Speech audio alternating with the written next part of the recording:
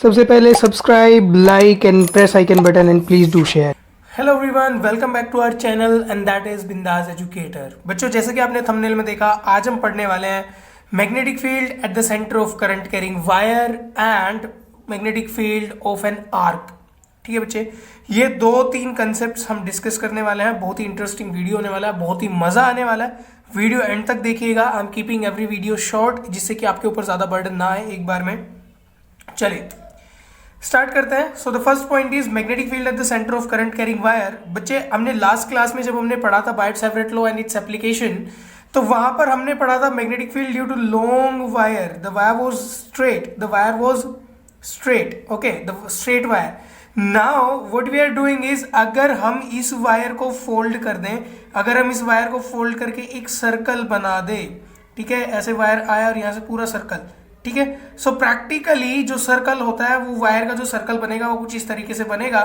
और हम ये जानना चाहते हैं कि उस सर्कल के सेंटर पर due to this circular wire, current carrying circular wire, इस सेंटर पर कितना मैग्नेटिक फील्ड होगा, that we are trying to find out. Now for that purpose, for magnetic field at center of current carrying wire, for a small current carrying wire, B is equal to mu naught by 4 pi into I dl sin theta by r square. Here see, यहाँ पर जो ये formula है I dl sin theta divided by 4 pi r square, यहाँ पर ये जो formula आया, यहाँ पर ये जो फॉर्मूला है, इसमें रेडियस जो है वो कैपिटल R के इक्वल है। क्योंकि आप देखेंगे, अगर मैं यहाँ पर इस सर्कुलर कोइल का और इस सर्कुलर वायर का, if I take a very small section from this circle और from this circular wire, now if I take a very small section, the small section will be like this, it will appear straight, and you know it very well that any radius if it touches upon, let me draw the circle first. If any radius from the center, if touches the circumference of the circle, then it forms an angle of 90 degree on both the sides. So sorry, so sin theta will be 90. Okay, so the sin theta will be 90. That means angle of the wire with the perpendicular distance, that is 90, sin theta is 90, and this 4 pi r square, here r is the perpendicular distance and that is equal to radius. So if this is the current element and I'll try to join this, so it will the angle will be 90 degree. Okay, so the sin theta is 90 degree and current is I same. Current is same throughout the wire and small r, that is perpendicular distance, is equal to capital R, that means radius of the wire. Then magnetic field will be equal to, अब देखिए यहाँ पर अगर हमने छोटा सा dl section लिया था, करंट एलिमेंट लिया था, छोटा छोटा करंट एलिमेंट लेते I have to just complete one circle. That means I'll take dl1, this is dl2, second current element, this is dl3. So similarly छोटे छोटे सेक्शन लेते I have to cover up whole circumference. So if I'm having so many current element and I have to find magnetic field due to all of them, then what I'll do is I'll add them, dl1 plus dl2 plus dl3 and so on. So the magnetic field here will be B is equal to mu naught upon 4 pi, that is a proportionality constant, into I dl1 dl plus dl2 plus dl3 and so on divided by r square. So this, the whole sum, the sum of all the current element shall be equal to circumference of this coil, and the circumference of the coil is 2 pi r. Okay, circumference of the circle is given as 2 pi r. So what we can do is, एक r से एक r cancel हो जाएगा, the power will be cut down with this r, and 2 pi 2 is 4 pi. So the formula will be like this, B is equal to mu naught I upon 2r. So this is the formula for magnetic field at the center of circular wire, of the center of circular current carrying wire.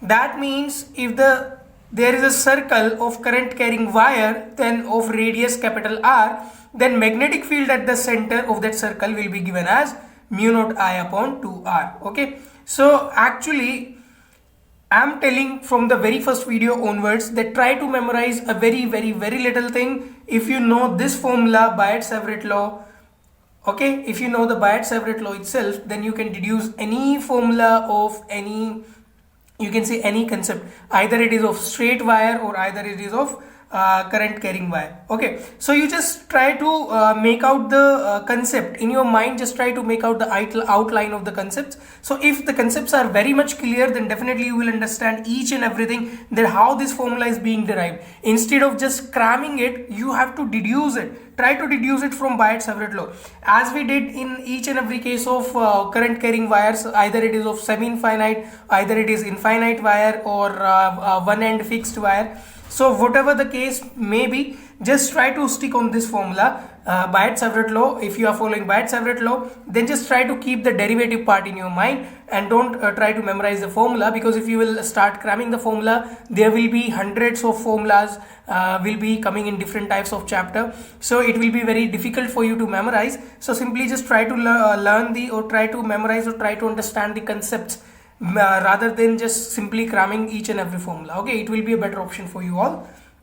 Okay, and then it would be very, very, very easy. Even I'm saying again and again, physics is even easiest subject is physics in your whole curriculum. I think physics is the easiest subject, because in this subject everything you can imagine, you will see clearly. If you will imagine, close your eyes and imagine a wire, electrons are following, that means you can visualize everything, and it is so much like fall for physics. Okay, just love the subject, and in return it will give you your seat in different types of medical colleges and engineering colleges. Okay, chaliye. Now the next point is, if circular current carrying coil is having n turns. Okay, if this circular coil, like it is having so many turns, 1 2 3 4, if it is having so many turns, that means if it is having n number of turns, then the magnetic field at the center will be n times. Okay, due to one turn, it is due to one turn. It is due to one turn. So from n turn it will be n times. If the current carrying coil is having n turns, then the magnetic field will be n times of this formula. Okay, chaliye. I think it is very much clear to all of you. Now we are moving on to the next part. Okay, but it's very, very easy. Okay, just you have to be attentive all the time. Now the next case is magnetic field at the center of a circular R. Now what I'm doing is, if suppose I'm having a complete circle, but in that circle I'm cutting a specific portion. For example, I'm cutting this portion only, I'm cutting this arc. Okay, like in the pizza,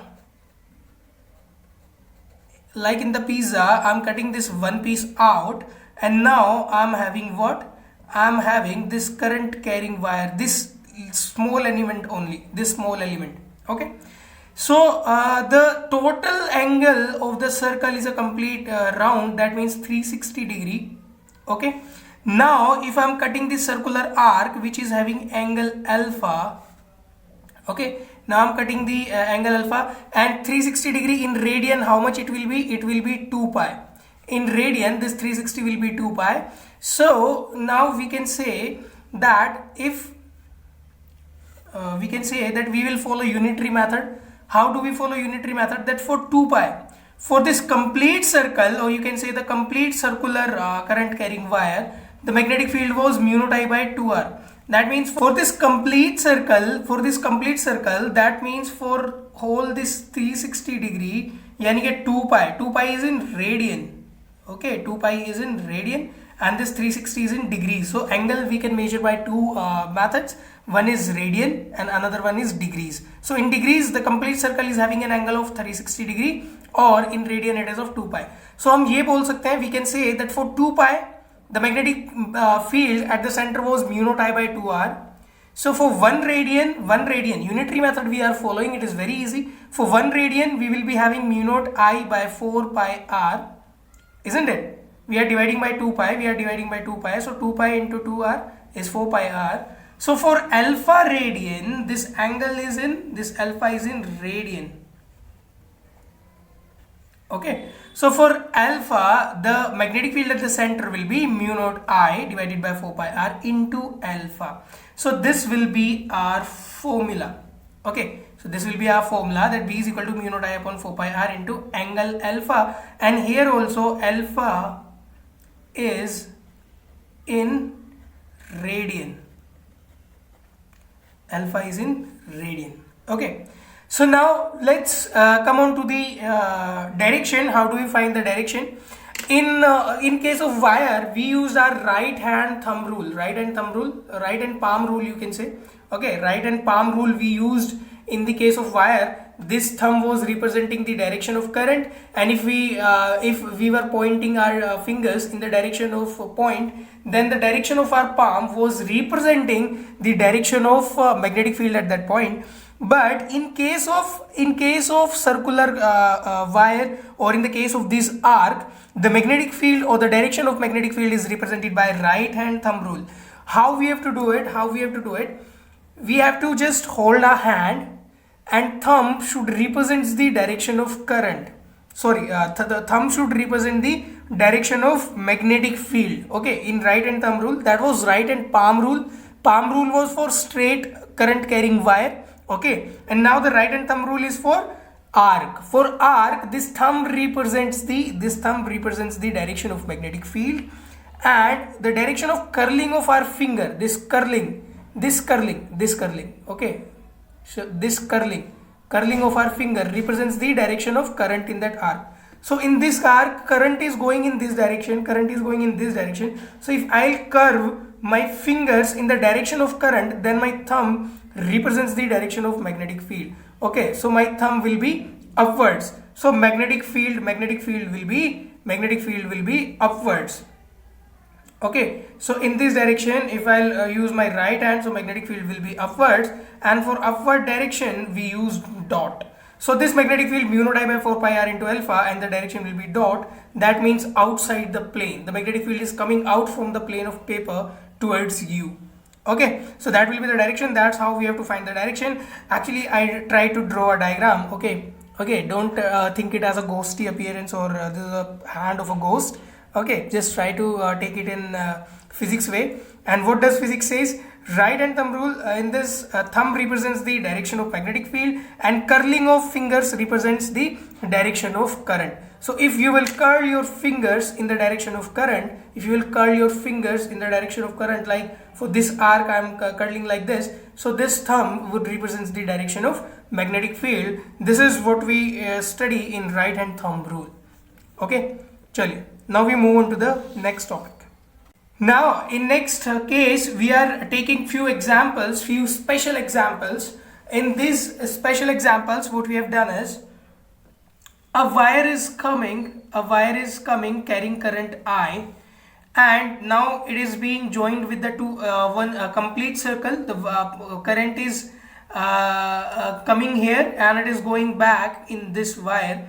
So when the current reaches here, you might have studied Kirchhoff's law. In your current electricity class 12th. Actually, in Kirchhoff's law, what it says, that if we are having a junction, let me explain somewhere. Here I am explaining. If we are having a junction, of wires, let it be 3 wires. If the current is coming in one wire, then on junction it will divide into these two, I dash, I double dash. So here what will be? I will be I dash plus I double dash. Okay, so current will divide. Similarly, on reaching at this junction, this current I will divide into these two portions. Let it be I1, and this will be I2. So current is dividing into these two portions. How it will divide? It depends on the resistance of wire, or length of the wire, you can say. See, in the this portion, in this I1 portion, how much the current will be, or how the current I will divide. So you can see that if resistance of a wire is given by R is equal to rho L by A. Okay, you know the resistance is directly proportional to length. Okay, if given conducting circular coil is made up of same wire, then resistivity and cross section of both are same. Okay, if the wire is of same material, then rho is constant, resistivity is constant for both, and you can say your area of cross section is also same for both. Okay, that means area and resistivity is constant. Now R is directly proportional to L. R is directly proportional to L. Okay, so here we will rely on this portion, and this L is directly proportional to alpha. L is directly proportional to angle alpha.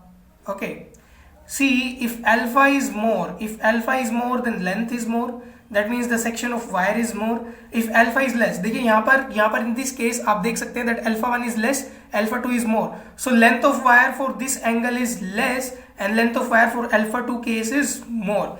So length is directly proportional to alpha, and this length is directly proportional to resistance also. This is directly proportional to resistance also. That means if the length of wire is small, then the value of current will be, and I is inversely proportional to R, and R is directly proportional to L. That means inversely proportional to L. That means inversely proportional to alpha.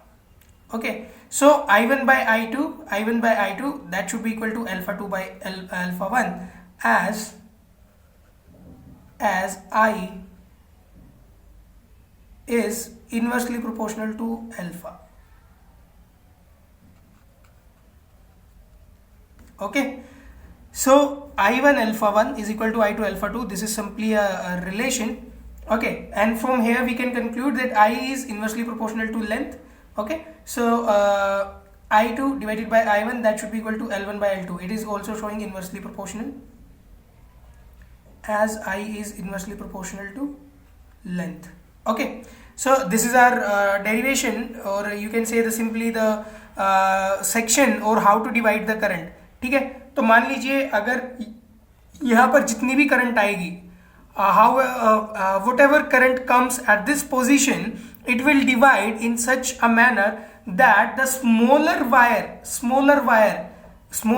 will carry more current and the larger wire will carry less current, and that current will divide in the inverse ratio of their angles.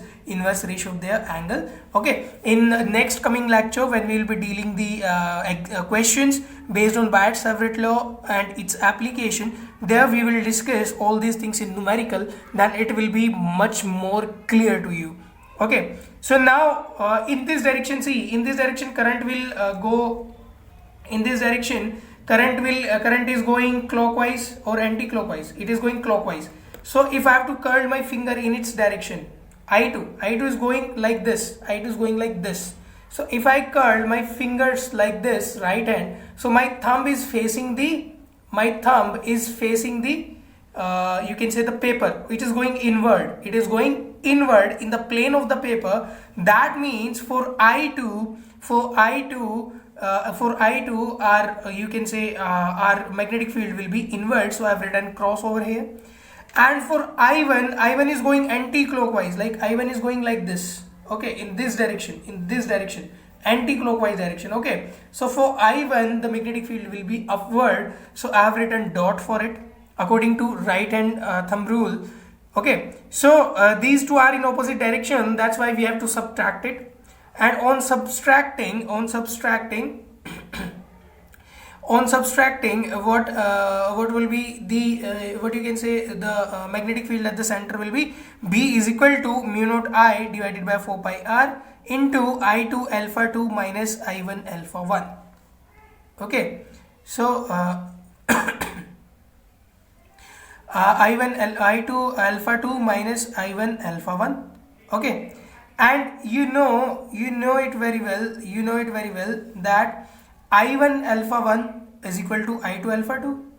That means I1 alpha 1 that is equal to I2 alpha 2. So if they are equal, then magnetic field, then their difference is 0, and something into 0 is 0.